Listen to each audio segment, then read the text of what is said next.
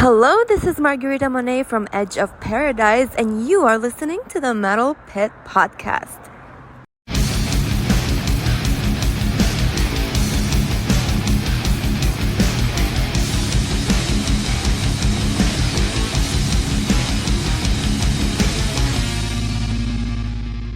Welcome to the Metal Pit Podcast, where we delve deep into the albums and bands that shaped metal. Please visit our website, The Metal Pit, at www.themetalpit.org, where you can find album reviews, interviews, and live show reviews. Also, follow us on Facebook and Instagram at The Metal Pit. And for some video interviews, video shorts, and audio versions of this podcast, please visit our YouTube channel, which is youtube.com at the Metal Pit 666. I took a couple of weeks off this podcast, so I'm happy to be back talking some metal. I have with me two of my writers here at the Metal Pit. I have Jim and Ken. How are you guys today? Awesome. We're all good, sir. And I'll just mention, make sure you check out Ken's website, Horror Metal Sounds. He's got album reviews on there too and stuff about horror movies. So search that up when you're on the net or on Instagram or on Facebook. And I'm not sure where else. Yeah, Instagram, Facebook. The usuals, right? Yep. And so today we're going to talk some Manowar. And we're going to go back to 1988 and their sixth studio album, Kings of Metal. I'll just say quickly, Manowar, of course, is from the United States. Power metal band. I guess you'd call them power metal. They're a little maybe heavier than like Halloween power metal, but still power metal. They're from the state of New York, formed in 1980. The group writes a lot of lyrics about war or heavy metal, which we'll kind of get into probably.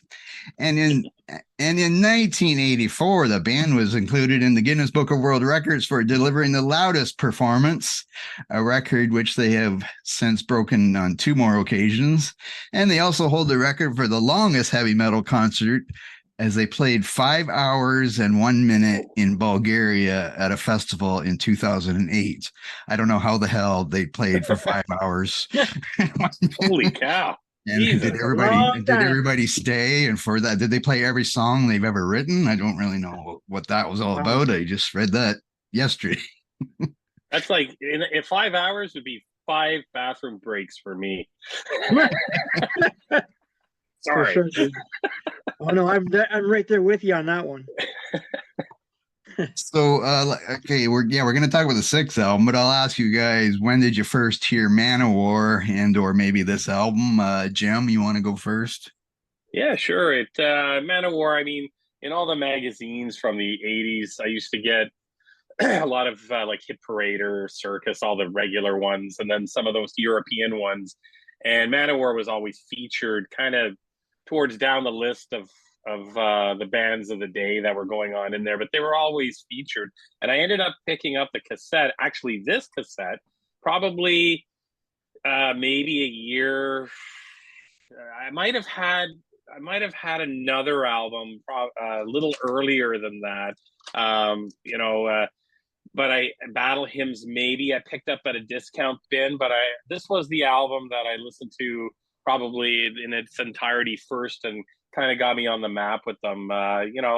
They were, especially in the European magazines that you could get like at a specialty magazine store back in the day, spend about, I don't know, like $7 on a magazine. I found they were more featured in there than they were in a lot of the American kind of, I guess, glam / hair metal magazines of the day, so, but they were definitely had their place in there for sure. And Ken? Yeah, for me, it's going to be the artwork, the cover by Ken Kelly. And I say that because I started art school in 1989. So when I went to art school, a lot of people I knew were into album art, and that album came up. So I knew the artist. I knew the artist worked very well. And so that's the first album I bought as well. So in art school, I'm listening to the album, loving Ken Kelly's artwork. And it just kind of went from there. So that's my first exposure to that album. I've heard of them in the past, but never actually picked up any of their music until that album. This one we're talking about. Okay, I think for me, now it's hard to remember all these bands because I was around when a lot of them started. And I also had Hit Parade or Circus magazines to help me since we didn't have heavy metal on the radio or anything like that. And we didn't have internet or whatever, anything. Uh, but I think it was their fourth studio album, Sign of the Hammer, which might have been the first time I heard them. Just because I remember the lead track, All Men Play on 10, and I like that. I don't know if Spinal Tap came out before this. I'm not sure what year, but anyway, I just like that title. And so I remember listening to that album. And as I look, I have three of their albums on vinyl, the one we're talking about, and I have Fighting the World, and I have Sign of the Hammer. So I know Sign of the Hammer is the first vinyl I had album. So I'm kind of thinking that is the first time I heard Manowar. And we can talk about that now. The album cover. So you already mentioned it. Mm-hmm. Do you want to talk more about it, Ken? The album cover? Yeah, what sure. You think of it? Yeah, I love the album cover. Ken Kelly did a really nice job. It's very bombastic, and it's very much in the style and flavor of, say, Frank Frazetta or Conan. It's got all that usual like fantasy elements to it. Ken was a really interesting artist. I know he painted covers for Kiss. He painted covers for Manowar. He did a few covers for some later bands like Coheed and Cambria. He also did one for a band called Fathom as well. So he dabbled in the genre. He also did a lot of book covers, and he was also did a lot of toy product shots for toys and covers like He-Man and Micronauts. So it's sad that he did pass away last year. I was kind of bummed out when I heard that when he passed away. But he'll always be known. I'm not too sure what the argument is. Would he be known more for Kiss or Manowar? I would probably say Kiss because that sort of came first. But I always preferred the Manowar covers. I prefer that style because I was into reading Conan back then. So for me, it's just they go hand in hand. And sorry, Jim, what do you think of the album cover? Oh, it's wicked. I mean, the album covers for Manowar all were pretty strong back in the day. I mean, you go to the record store, and that's what kids and young people nowadays, they'll never have that where you walk into a Sam the Record Man or a Discus or an A&A Records and Tapes, and you see the big display and the albums. The album art catches you first. I mean, that's what got me into probably a Grim Reaper. I bought the cassette based on the album cover because it was so cool. I mean, and back then you couldn't just grab your phone and Google the song and listen to it. You had to actually buy the stuff because like you said, they weren't playing this on the radio. So I remember Tyrant was another one that had a really cool, like the German band Tyrant had this really barbaric looking cover as well. So I was buying all those covers up just based on the covers and the music. Luckily, like with a lot of these bands, the music was really, really good. So I didn't waste my $6 or $8 buying cassettes, on my allowance. So, but that's definitely the artwork's right up there. It falls into that. It's weird because these guys, I mean, we just completed the Blind Guardian podcast there, I believe, last week, and these guys and all the background work I did came up as like the four wheels of the power metal genre, and I find them very more like back then. I think power metal was kind of a lot different. These guys are a lot heavier, a lot faster, especially on this album. And I find it has more of a traditional sound to it. And I think that was the kind of traditional metal sound back then, I think. So I was really drawn to it. Well, I found this out just researching, and this character on the front, the man there, you can't see his face, and I guess he's supposed to be called the Faceless Warrior. And this was the first album cover that he appeared on, but I guess every album after, or pretty much every album after, that same character. Now, I don't know if the same artist did all of the ones after this or not. I don't know if you know that, Ken. No, he just did two. Okay, but they kept this character there who is supposed to be, he's also supposed to be known as the King of Metal, and it's the band's mascot, even though I don't know. Yeah. I don't think it ever appeared on stage like Eddie that I know of, but again, I don't really know for sure, I guess.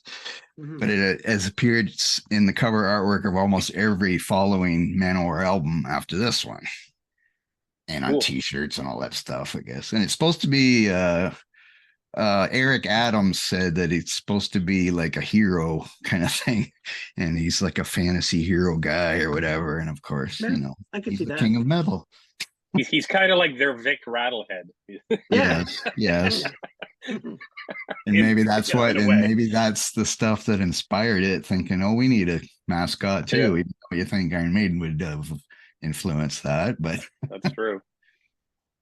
okay, now where was I? Oh, okay. So I wanted to briefly say now the band started in 1980 when Joey DeMaio, the future bassist of the band, met guitarist Ross the Boss while he was working as a bass tech and fireworks manager for Black Sabbath on the Heaven and Hell tour, which is That's cool. and see, Ross the Boss used to be a member of a punk rock band, the Dictators, and so after this album, he actually left to go back to the Dictators. But I don't know. I know nothing about the Dictators except that point there. And the two bonded over shared musical interests, became friends, and decided to form a band with the suggestion and advice of Ronnie James Dio during that tour. So I guess Manowar exists because of Ronnie James Dio. That is so cool. Now, Manowar has 13 studio albums. This is the sixth album. This was released November 1988. And like I said, the last two feature Ross the Boss. And the drummer Scott Columbus also left after this album, but he did return in 1996 on their Louder Than Hell album. And we can briefly, their last album was what, 2014, we said? Their last studio album was 2014. 2014. I don't really, it's probably been a while since I listened to that one. That was, I don't know what, no, is it 2014? Whatever. Maybe it was 2012, Warriors of the World. I'm not positive, but anyway. No, that's the one before that. There is one in 2014. Okay. Because there was a re-release of this album in 2014, unless That's right. Yeah. Oh, okay. That's right. Yeah. So well, anyway, I guess we can get to the song. Is there anything I didn't? Oh, I was going to just the lineup. So I already mentioned kind of everybody already, I think. Eric Adams on vocals, Ross the Boss on the guitars, Joey DeMaio on bass, and Scott Columbus on the drums. And according to setlist.fm website, the songs from Manowar on this album have played the most live of any Manowar albums things. So here we go. We're going to start with the first track is Wheels of Fire, which has been played 90 times live. And we'll start with Ken. Yeah, I like this song. This is like the best song on the album for me. It's heavy, it's thrashy, it's up tempo. I like the engine roaring or revving up at the beginning of the song, and it's just speedy riff after speedy riff. There is a section there in the middle part where it gets a little like stagey, theatrical, but for the most part, the song stays on course. And as an opening song, it's really good. It's one of my favorite songs in their catalog. It's really catchy. And Billy? I mean, sorry. Yeah. Wrong person. Jim? It's okay. Yeah, it's this and probably the next song are my two favorites, but yeah, this is also will be like in one of my this is probably one of my top 10. I mean, I think right from the start of it, I get a sense of Blake starting his car.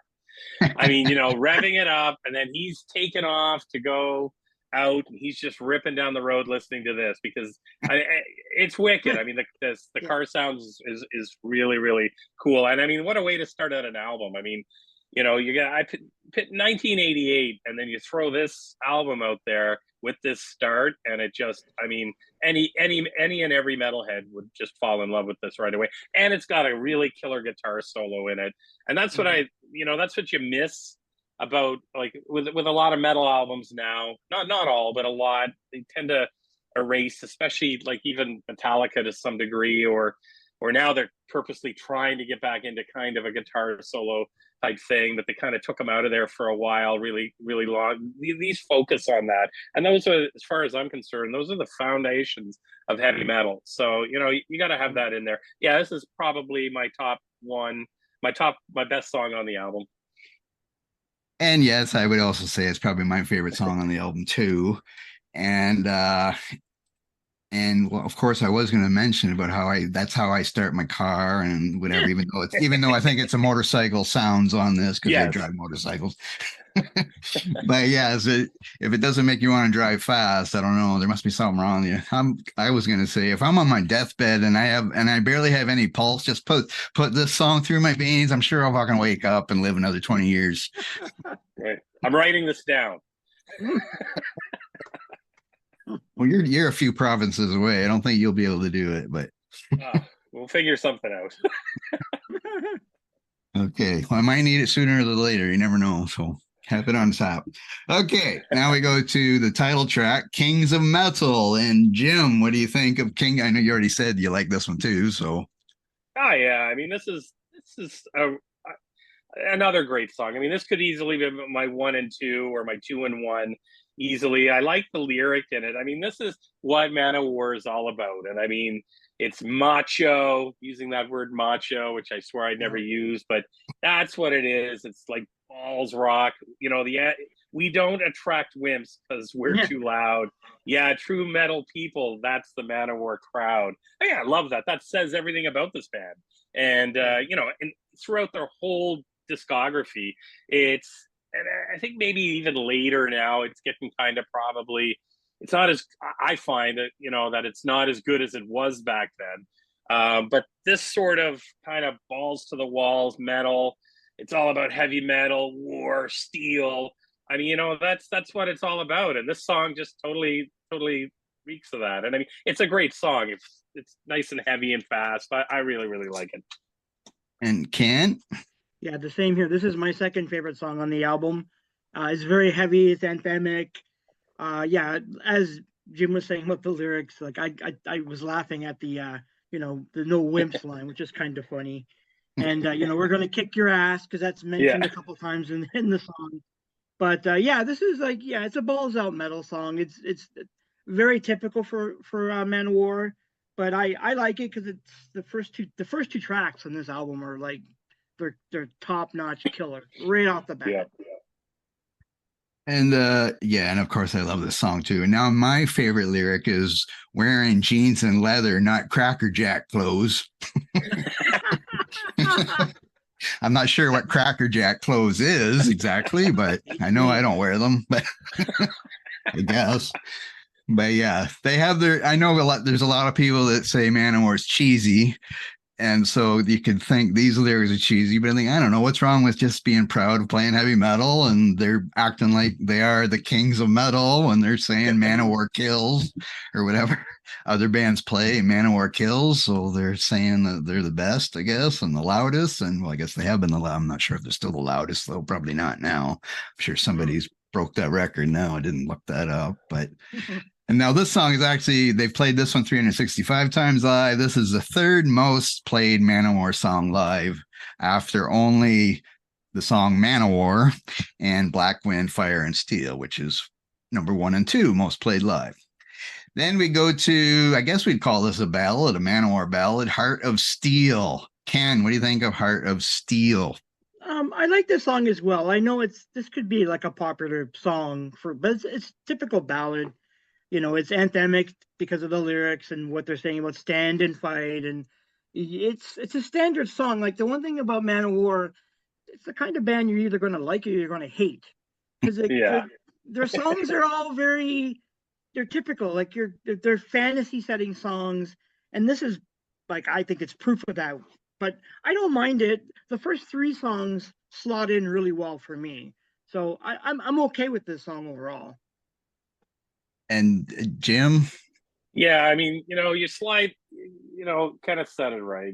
You're slowing things down now, third song in. I mean, you know, here I was 17 when this came out, so I picture myself in my 1988 Ford Escort with my girl. And this one here, I can at least play. That she'd probably not throw the cassette out the window.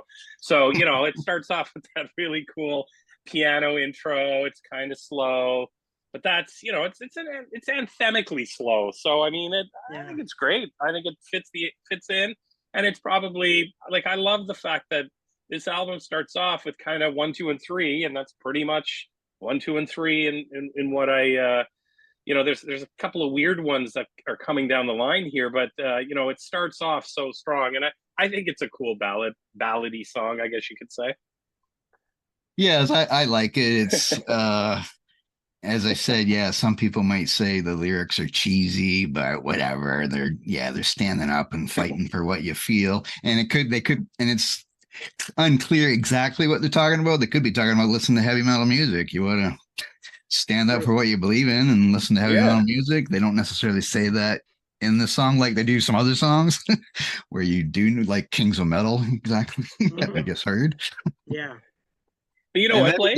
I think that the world needs cheese nowadays. A little bit of cheese mixed in. I think that's what's missing. So everything's so serious, and so this is great stuff. I mean, we need a little more cheese nowadays.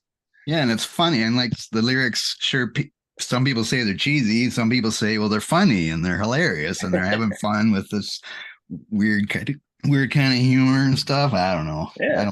It doesn't bother me, that's for sure. And then we go to Sting of the Bumblebee, which is an instrumental. And I'll let Jim go first on Sting of the Bumblebee. Yeah, I mean, it's fast guitar picking for sure. I think it's kind of taken from, obviously, I think it's called Flight of the Bumblebee or Flight of the Bumblebee, I believe, the classical version, kind of a heavy version. It's okay, but it's kind of, I don't know. It's okay. It's probably a bit too long. I mean, I'd probably, if we were going to go quite maybe half the length of it, it gets kind of just monotonous.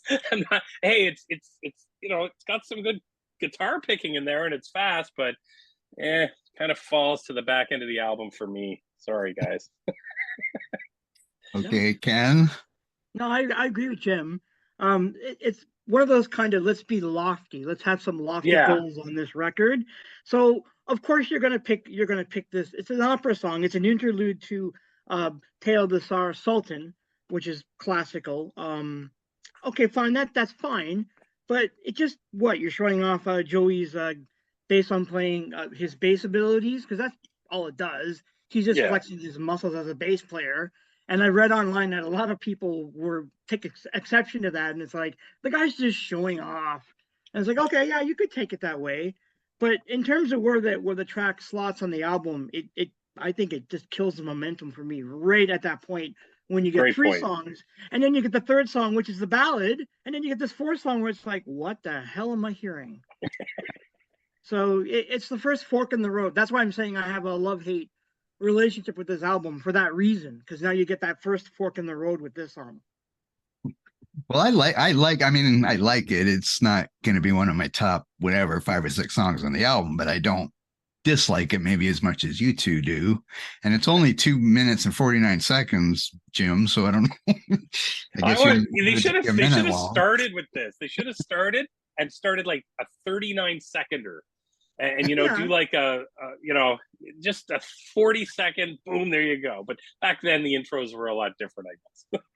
True. Yeah, it would have been a good opening to the album, I guess, too, and then crank into one of the songs, whatever. But a lot of people have this Flight of the Bumblebee. A lot of people have played this outside of classical. Anvil also has a cover of this song on one of the early albums. That's right. They called it Flight of the Bumble Beast, I think. Yeah. But anyway, I find it's interesting. It's not, special or anything, but it's okay. Then we go to The Crown and the Ring. Excuse me, Ken, what do you think of The Crown and the Ring? Yeah, this song is, again, it's also kind of a standard. Like, it's okay, so it's kind of bold sounding. There's all this sing-alongs, there's the orchestra, there's the church organs, yada yada yada. It's all thrown in there, but it just doesn't do anything for me personally. It's just the second fork in the road for me is this song right away. And Jim? Yeah, it's not bad. I mean, the organ intro is pretty cool, and like it kind of reminiscent of a little bit of maybe a Deep Purple kind of start, but and it's got kind of that just vocal start. It kind of goes into sections. I find you got the organ, the vocals, and then you've got the anthemic with the chanting kind of, and it's got a good, I think it's okay. It's probably in my back half of the album as well, but like I guess whoever they start off the album so strong and then it just kind of drags a little bit. So, but I mean, it's still it's not as bad as the one prior.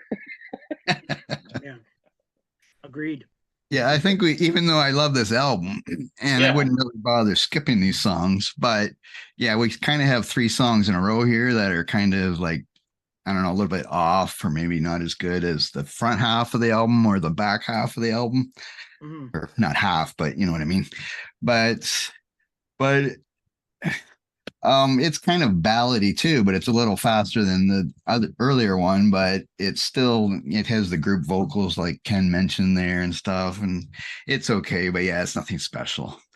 Then we go to Kingdom Come, and I guess the song is about waiting for your moment to come, no matter what it is, I guess, is what's one interpretation could be.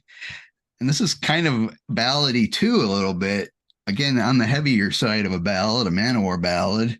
And again, even though I don't dislike this song, I don't think I would miss it if it wasn't on the album, which is probably with the last one and probably with the next one. But Ken, what do you think of this song, Kingdom Come?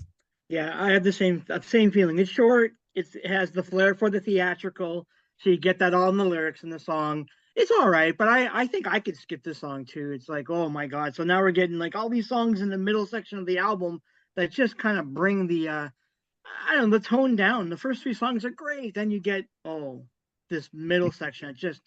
It brings it down. That's why I keep saying I have a love-hate relationship with this album just for that reason alone. And Jim? Well, I like this song. I like good. it. I find it starts off anthemically slow, and then it just takes off. And I mean, I think it's pretty cool. I think this is maybe one of the underappreciated, as we found out talking to what you guys have said. I think this song needs a little more love. It's probably my 4th favorite on the album, and no, it's pretty good. I like it a lot. Well, I'm glad one of us likes it, and so we're not all agreeing on everything here. I mean, I don't mind it. Yeah. It's just not, big, whatever. Then we get to Pleasure Slave. Now this song apparently only appeared on the US release of the album, maybe because they thought Americans wouldn't be offended, maybe. I don't know. But of course, the opening of the song is, well, sex. Somebody's having sex. I don't know where they had this recorder and then they're doing this, but we have sex and then we have laughter. So I guess having a pleasure slave is funny for some people. I don't know. I don't really understand that part. Yeah. Now, I'm not sure what female Manowar fans think of this song, and I'm not sure how much we want to talk about it either, because we might have some female fans too. But Jim, you want to say anything about Pleasure Slave? Well, yeah, it's I mean, the song itself, not lyrically or anything, but it definitely it's heavier and it has a darker sound, which would follow with. But lyrically, it's it'd be a publicist's nightmare probably nowadays. And I think I'm just going to stop there because definitely in 1988. That cassette probably would have been thrown out the window at this song. Yeah. I hope this wasn't the first single, but Ken, do you have anything to add about this song? I have one word to add: misogynistic. That's it. That's what the song is. True. And if you go online and look at the comments, a lot of people have that same feeling. So I was like, yeah, I can see that. Yeah. Well, I looked up song meanings and I looked up the song meaning for this, and somebody said it means having a woman as a sex slave. And I'm thinking, well, okay, I think that's pretty easy to figure that out. Yeah. But okay, we'll skip that. That's enough about that. We do like the intro though, but yeah. Yeah. Then we get to one of the classic Manowar songs that they've ever done, Hail and Kill. Ken, what do you think of Hail and Kill? Oh, I love this song. It's like I love the acoustic bits. I love the heaviness. I love the riff and the solos in the second half of the song when it really picks up. Yeah, this is a very classic Hail and Kill. You can't get any better for a Manowar song. There's not much to say about it lyrically. It's just, we're going to go out there, we're going to kick some ass, and we're going to enjoy it, more or less. Jim. Yeah, this is an awesome song. I mean, you bounce back from song 7 there, and I mean, I think it's got kind of an Electric Eye Priest intro sound. Like it's got that. It really, as soon as I started playing this album, preparing obviously for this, but every time I listened to it about 10 times over the weekend, and it's got kind of that Priest intro sound, which is really cool. And the guitar is awesome in it, and I agree with Ken. I mean, this is definitely a full on old school power metal to the max song. I really, really like it. Yeah, it's awesome. Now, there is one lyric that seems like it was left over from the last song.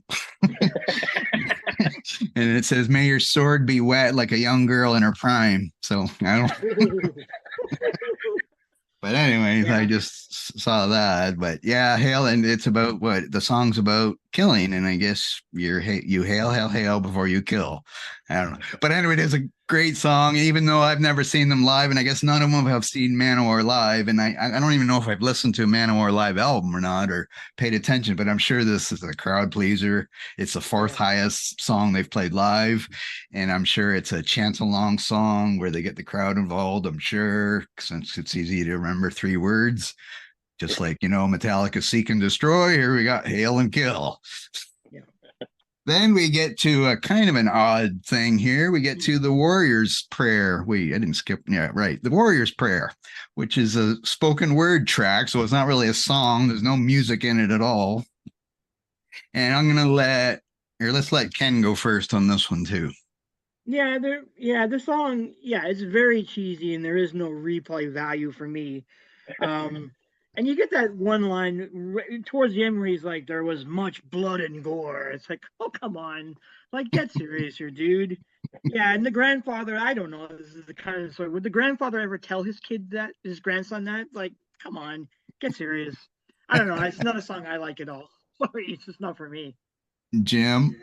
Yeah, this one sucks. I mean, it's just, I forgot about this song actually, and then a song, whatever you call it, this thing, and it just I wondered where it was going. I'm like, where the hell is this going? There's a kid talking to his grandfather. When is the song going to cut in? And it never did. And then I thought it might have been an intro for song 10, but it wasn't. And I don't know what relevance it has to the album, to be honest with you. I think maybe trying to be more deep, I guess, and talk about, this old guy is telling his grandson the horrors of war, I guess.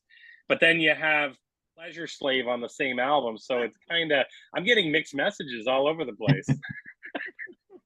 Well, I guess they could have played this before they played Kings of Metal, since at the end he says they were the Metal Kings, and then they could have went into Kings of Metal, but instead they go into Blood of the Kings. But so I don't know if it is supposed to be a lead into Blood of the Kings or what, but I mean it would be a good book, I guess, if you wanted to listen to a book on tape, or I guess it's not a book on tape anymore, but an audio book. Sorry, I'm old. Anyway, but an audio book, it's interesting. They got all sound effects going on, the horses galloping, all this stuff. But yes, I do question. The kid sounds like he's maybe 6 or 7 years old by his voice. Yeah. And what kind of a fucking grandfather is it telling him this fucking story? He's only 6 and 7 years old. Yeah. Like his parents must have been, "You can't watch our kid anymore. He can't sleep. It's been a week. He still hasn't fell asleep yet." Oh my God. Yeah. But that's what, when I was listening to this, preparing for this, that's all I could think of, was like, what the hell's wrong with this grandfather? Maybe senile, absolutely. I'm not sure. But anyway, okay, then we get to the last track, Blood of the Kings. Jim, what do you think of Blood of the Kings? This is a great ender for the album, because, I mean, you had kind of that great class start. I mean, whoever laid out the songs probably needed some help. I would have probably, like you said, I probably would have put the Warrior's Prayer maybe as the intro and just scrapped the Bumblebee thing, and then broke into, but this is a great way to end it. I mean, it's fast, it's heavy. I love the scream vocals in it. There's even some elements of thrash in there. It's a great song. I really, really like it. And you end the album off on a high, especially after the dud right before it. So, Ken, what do you think? Yeah, this song saves the middle half of the album where the weakest Yes. moments are. And it's also a bookend. I agree with Jim, like the thrashy moments, the up tempo. I like the lyrics where he mentions like the blood on the sword. They make a point of saying that. The solos, the galloping rhythm, like it all works for me. And it's a perfect ending to the album. So you start out good, you end good, but then you sort of have that crap in the middle. Well, it's interesting reading the lyrics along or listening to the song, but they're naming off their first albums before this album, all the album titles, they name them all off in the lyrics: Battle Hymns, Into Glory Ride, Hail to England, The Sign of the Hammer's Our Guide, Forever We're Fighting the World. And then they also mention some song titles later in the lyrics, like Death Tone, March for Revenge, Blood of My Enemies, Holy War. So they're kind of, it's almost like you think, oh, they think this is their last album, so we better refresh our memory of our old albums. I don't know, it was kind of weird, but anyway, yeah, it is a great song, and I love that song, and it is a great way to end the album. Yeah. And yes, it did kind of save. Well, Hail and Kill is a good one, but I guess it did save the. They probably could have put that spoken word thing after this one, maybe, and then people could just take the needle off the turntable if they have a turntable. So you don't have to listen to the crazy grandfather talk. But anyway, okay. So we're gonna rate the album. I'll go first, I guess, because I have a feeling Ken's number will be lower than Jim's. Yeah. Maybe not. I don't know. And I think maybe. my number will be maybe higher than both of you. Sure. Now, even though there is like 3 duds or whatever, or maybe not duds, but a couple duds in here, 2 or 3 that, could have did without. I love the other song so much. I'm still giving it a 9 out of 10 just because I love the other song so much that I can never get sick of it, and I can deal with the lame ones kind of in there, so I don't mind it. So, Jim, what would you give it out of 10?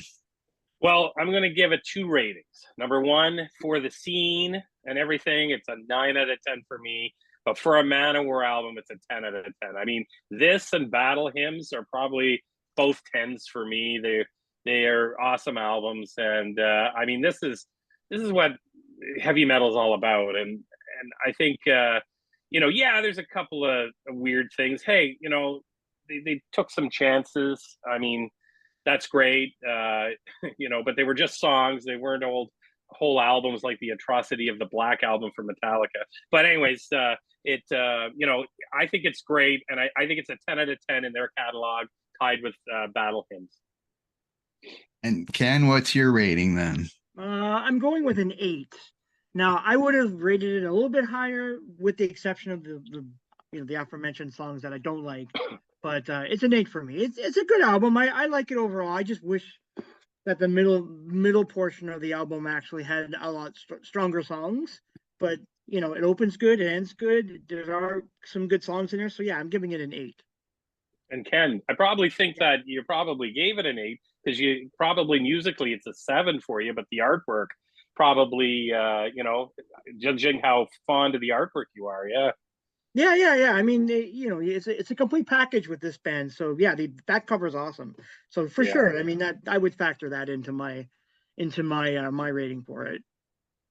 Now, a few episodes ago, we had our Metal Pit's top 50 metal albums of all time, where all the writers put in their top 50 albums, and we determined the thing. Well, this album was number 35 on that list. Okay. So if you haven't listened to that podcast, go listen to it. I'm sorry I spoiled number 35 for you, but whatever. Take a listen to that. Now, I actually had it rated number 15 on my list. Cool. Wow. At least at the time that I made the list. I know I always change it up and stuff. Yeah. But anyway, now usually we ask a question about seeing them live, but I asked the guys before and nobody's seen them live, so we can't really comment on live performances. And we didn't really want to sit through 5 hours of Manowar. We like Manowar, but not that much. Yeah, guaranteed. But I'm sure it would have been great to see them in this day or in the Fighting the World days. I mean, I'm sure it would have been awesome to see them. And Jim, you mentioned about how they seem more popular in England or whatever, and they had an album called Hail to England, even. So they kind of seem like they are from England or something. You'd almost think if you didn't read about them, you would think maybe they're from England because they seem to play over there more than they did over here, which may be one of the reasons why we've never seen them, is because I think they're over there playing festivals more than they were over here in North America playing. Because I don't remember ever recalling where, oh, I got a chance to go see Manowar. I don't even remember that coming up because I loved Manowar back then. And I don't even remember the opportunity coming up to go see them back in like That's the stuff. yeah, that's true because in the European trade magazines, I can't remember, there was one that was kind of an odd shape magazine and it came out I think every quarter and it was expensive. I used to get them for Christmas and they were featured in there, but so was a lot of the new wave of British heavy metal bands. And they were obviously weren't part of that, but they seemed to, I always thought they were from Europe. I thought they were European when they first came out, and then I realized, wow, they're from New York. Okay, and yeah, that's another thing I've never like. I mean, I obviously know who Ross the Boss is, and but I just it seemed like the European and like you say, the festivals. I mean, and that's pretty much the birthplace of power metal is in Europe. I would Yeah, venture to say exactly. that's yeah. So. Yes. Okay, now we're going to do our top 10 Manowar songs, and we'll let the least favorite Manowar Ken go first with his 10 Okay. songs. All right. So I'll start off at number 10 with Kill with Power from Hail to England. Song that I don't mind. I was listening to it over the weekend, and I'm like, yeah, I could dig this song. Number 9, I'm going with Call to Arms from Warriors of the World.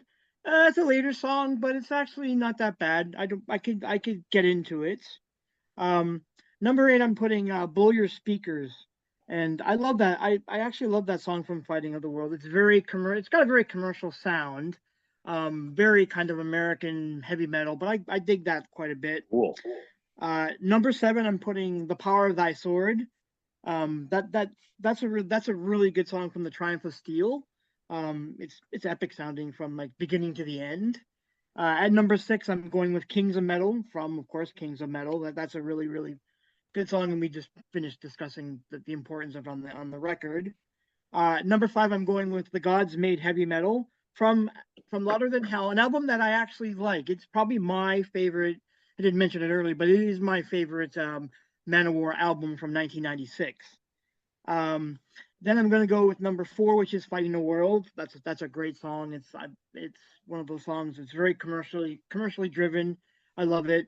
Number 3, I'm going with "Wheels of Fire" from Kings of Metal, another great song. Number 2, now I'm putting this in here because I think it's great. Again, it's from Louder Than Hell, and I'm putting "Courage." I love that song. It's a very short song, but I like the fact that it gets to the point about the idea of like rallying the troops, get your strength together, let's win this battle. It's a great song. And then my number 1, I was listening to this over the weekend again, and I thought, yeah, this is actually a really good song. I'm going with "Shell Shock" from Battle Hymns, which I kind of like. It's got a little bit of bite to it. It's kind of punky.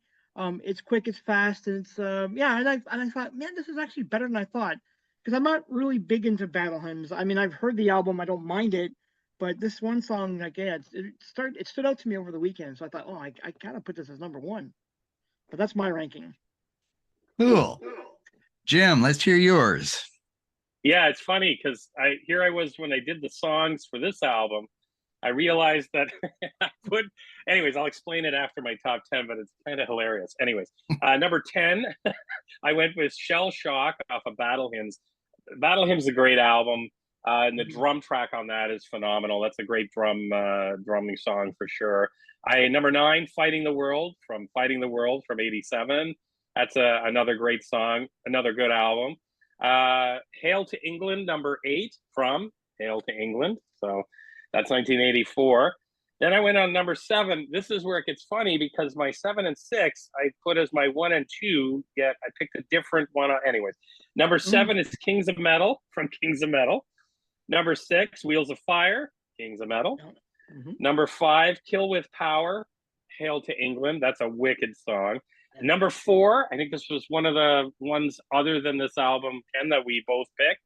Blow Your Speakers from Fighting the Yeah. World. That's a wicked song. Yeah, I like And that I song. agree with what you said. It's got kind of that, it kind of changes up a bit from everything else. It's kind of more of an North American kind of vibe to it. Really, really good song. Number 3 is The Gates of Valhalla from 83's Into the Glory Ride.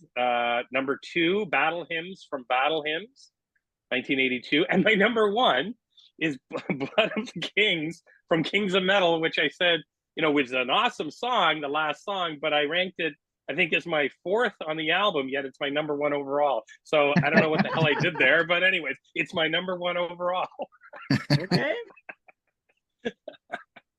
Okay, before I start, you mentioned Blow Your Speakers, and I love that song. It's not on my list, but I do love that song. The only problem is the lyrics don't really stand true today, just because MTV doesn't even play music videos anymore, do they? Fair enough. Yeah, fair enough. Yeah, it was a great song from back then. I still love the song. It's just, the lyrics didn't stand the test of time, because people would be going, "Isn't Beavis and Butthead on MTV?" If it still is. I don't even know if it still is, but if it is, isn't the video blooper show on MTV, whatever. But yes, it was a good song. Okay, so mine now, as I make my top 10 list, and Ken kind of asked me before we started about why I chose Kings of Metal album. Well, I chose that one to do just because it's their most popular, it's their biggest selling album or whatever. But Fighting the World, where I have 5 of my top 10 songs are from Fighting the World. So now I'm thinking, I guess we should have did Fighting the World. But we'll do that some other time. So anyway, number 10 song is Carry On from Fighting the World, and that's a ballady war thing, whatever. I love that song. Number 9 is Holy War, also from Fighting the World. Number 8 is Fighting the World. Number 7, I have Blood of the Kings from this album we talked about. Number 6, I have Kill with Power from Hail to England. I also, just a note about that, Arch Enemy did a cover of Kill with Power. I like the cover too of that. I'm sure lots of people did covers of that song though. Number 5, I got Black Wind, Fire, and Steel, also from Fighting the World. Number 4, I got Metal Warriors from the Triumph of Steel. As I really like all 4 of those albums in a row there, like Fighting the World, Kings of Metal, The Triumph of Steel, and Louder Than Hell. I like all 4 of those albums, even though none of them, the songs from Louder Than Hell made my list here. And also The Demon's Whip is also one I really like from the Triumph of Steel, but I didn't put it on this list. Number 3, I got Hail and Kill from Kings of Metal. Number 2, I got Violence and Bloodshed from Fighting the World. And number 1, I got Wheels of Fire from Kings of Metal. I didn't want to mention that favorite song on the album. That's also my favorite song of Manowars, and probably just because like makes me drive faster.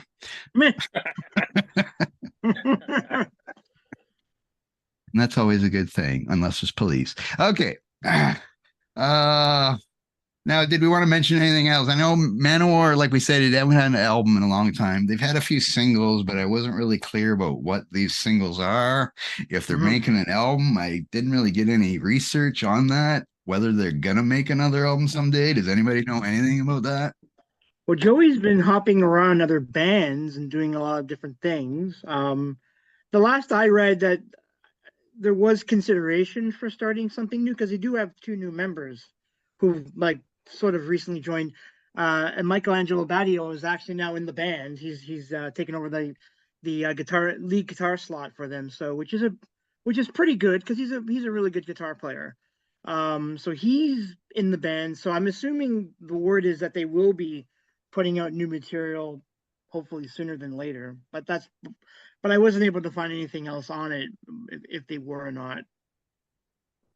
And I guess Jim, you don't know anything about that, right? No, they had a single I think released in February, and I mean it's still reading the lyrics from it. They're still on that that line like what is it now? The losers say heavy metal's old, their records are plastic, ours are gold. So it's got a German, looks like a German. It's called Laut und Hart Stark und Schnell. So whatever that means. But reading the lyrics from it, I remember the release on this, and a lot of people were either like Ken and like you said, Blake, you either love it or you just maybe you don't like it and you think it's more of a parody nowadays. But I would assume with the single, it's kind of shocking that they wouldn't bring out an album very shortly, or have, they usually the bands of, but February to now, that's pretty long.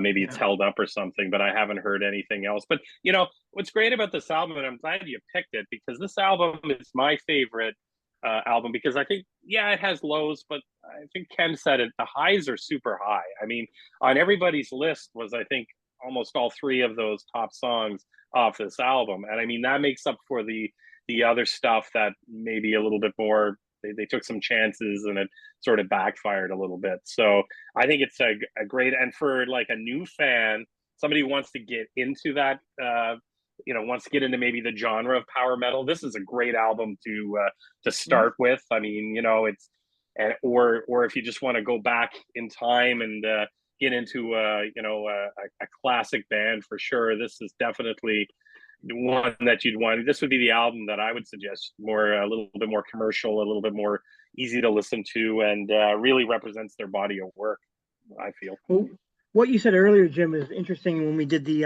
Blind Guardian last week, it's both these albums actually are very much in good contrast to each other, because they're both bold. They both take different directions. They try to switch it up, try to give you metal, but try to broaden your horizon. So it's kind of funny we did that last week, and then we're doing this week.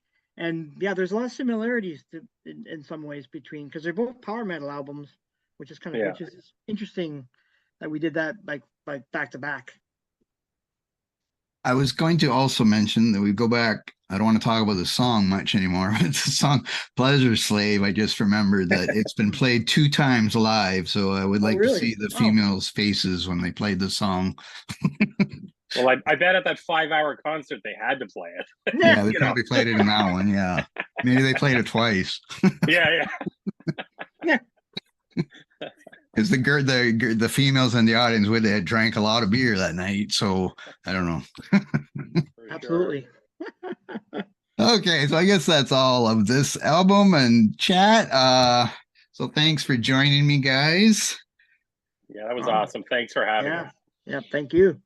So make sure you check out our website again, www.themetalpit.org, and you can find our RSS page on there for all our previous podcasts episodes. We're in season 2 now. This was episode 3 of season 2, as we're doing the same thing we did in season 1.